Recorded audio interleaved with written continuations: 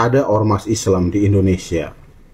Ormas ini katanya diisi oleh banyak alim ulama. Tetapi ormas ini di dalamnya banyak sekali kesyirikan, nyembah kubur, pesugihan. Islamnya beda dengan Mekah dan Madinah. Mereka seakan membuat Islam sendiri, Islam Nusantara. Mereka punya kitab karangan sendiri.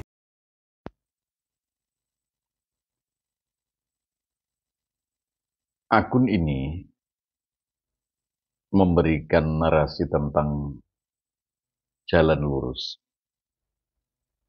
tapi sebenarnya bengkok. Dia kelihatannya seperti orang-orang cerdas, tapi sebenarnya dia tidak berkualitas. Dalam memahami persoalan, tidak terlalu jernih. Ternyata cara berpikirnya keruh.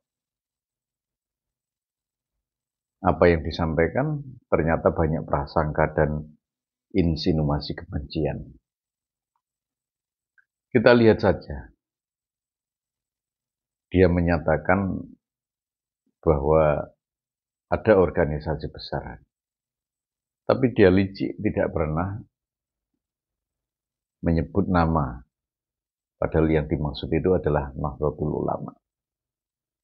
Dia menyebutnya sebagai kumpulan para alim ulama. Tapi tidak tahu bahwa arti Nahdlatul Ulama itu adalah kebangkitan para ulama. Lalu narasi berikutnya, dia menyampaikan beberapa banyak insinuasi kebencian dan prasangka buruk. Itu artinya bahwa kelihatannya cerdas, tapi tidak berlogika, tapi hanya melakukan sebuah framing. Ini perlu kita antisipasi. Orang-orang yang kaku dalam berpikir, merasa dirinya pintar, ternyata masih bercokol. Mari kita lihat satu persatu apa kebencian yang disampaikan dengan prasangka buruknya tanpa menggunakan logika yang sehat.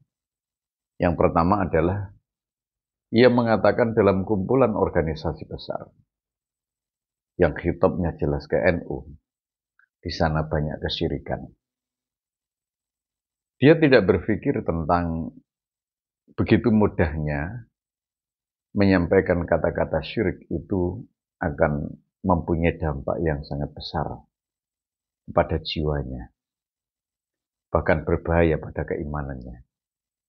Salah satu hadis yang disampaikan Rasulullah, mengkafar musliman faqad kafara. Barang siapa yang mengkafirkan orang muslim, maka dia benar-benar kafir. Kalau khitabnya tidak kafir. Ini artinya dia tidak berpikir tentang kekhawatiran. Menjustifikasi kafir, menuduh kafir itu berbahaya dan akan menjadikan kafir kalau yang dituduh kafir tidak kafir. Yang kedua, di sana ada penyembah kubur. Dia juga tidak paham realita. Dianggapnya para warga Nahdlatul Ulama itu di kuburan itu menyembah kubur. Artinya di sana ziarah. Dia tidak paham tentang ilmu hadis yang disampaikan Rasulullah, kuntu nahitukum an ziyaratil kubur fazuruha. Maka saya melarang ziarah kubur dan kemudian memerintahkan fazuruha, maka berziarah. Artinya di awal Islam itu dilarang, tapi setelah kuat imannya orang boleh berziarah. Ada lagi ketika Sayyidina Aisyah bertanya kepada Rasulullah, ajarkan kepada saya bagaimana berdoa untuk orang-orang yang ada di kubur. Maka Rasulullah mengatakan, kuli assalamualaikum ya ahlat kubur atau ahli diyar. Ini menandakan bahwa ziarah kubur itu adalah sebuah hal yang dilegitimasi oleh syariat.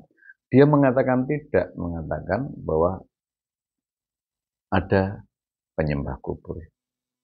Orang seperti ini adalah orang yang banyak prasangka buruk dan dia tidak paham tentang tekstualitas dan kontekstualitas agama.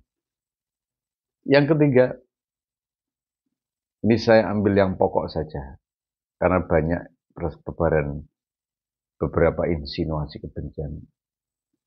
Yang ketiga adalah orang dianggap di sana punya Islam Nusantara yang tidak sama dengan Islam Mekah dan Madinah. Ini orang yang kurang memahami tentang bagaimana hakikat Islam Nusantara. Dia mendefinisikan Islam Nusantara dengan pikirannya sendiri. Bahwa Islam Nusantara itu sebenarnya adalah Islam yang sama seperti Makkah dan Madinah.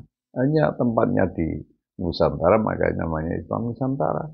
Di Mekah namanya Islam Mekah, Madinah juga Islam Mekah namanya. Tapi konsep syariatnya baik teori dan implementasinya adalah Islam satu. Yakni Islam yang menyembah Allah dengan tauhid satu. Mengesahkan Allah. Jadi dia tidak paham, hanya karakternya yang berbeda. Dulu Mekah Madinah dikuasai oleh Wahabi, keras. Sekarang sudah mulai lunak.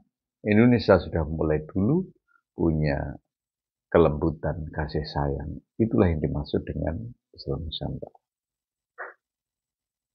Kemudian yang paling akhir adalah katanya dalam organisasi besar itu kita banyak berkreasi, ya, membuat ajaran baru dan kreasi baru.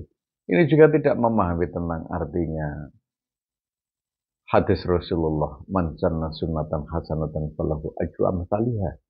Barang siapa yang mengawali kebaikan, mengawali atau berkreasi dalam kebaikan, maka dia akan mendapatkan pahala, ya, dan pahala orang-orang yang melakukan. Ini artinya bahwa dalam Islam itu ada kreasi-kreasi yang baik yang diawali dan itu legitimasi dari Rasulullah. Artinya, mulai dari sejarah sampai pada kreasi-kreasi tentang sesuatu hal yang baik yang harus diawali, orang ini berlawanan dengan Nabi.